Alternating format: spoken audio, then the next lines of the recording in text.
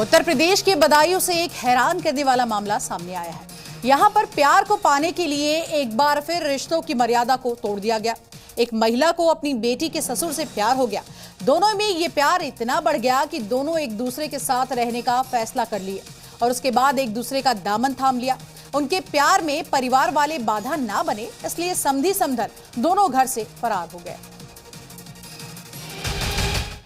UP के बदायूं में अलीगढ़ जैसा ही एक मामला सामने आया।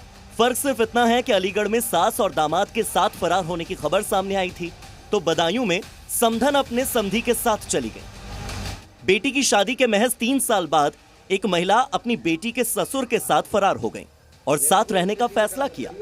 अपने समधी को बुलाने के बाद समधन अपने समधी के साथ फरार भी हो गई और महिला के 4 बच्चे हैं, जिनमें एक लड़की की शादी साल 2022 में ही हुई थी और उसी बेटी के ससुर के साथ महिला ने अपना आगे का जीवन बिताने का निर्णय लिया।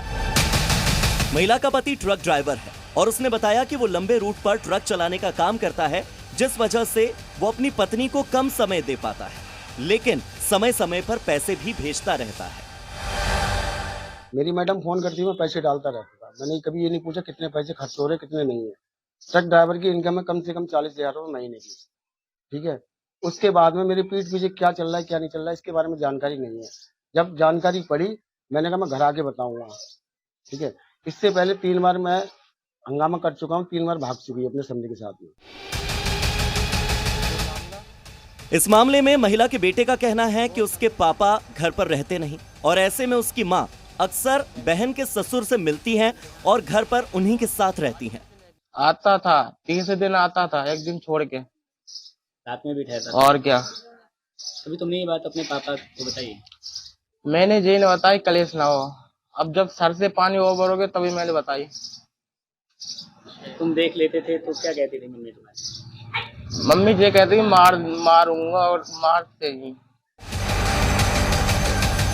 महीने भर तक घर नहीं आता और महिला इस बात का फायदा उठाती थी।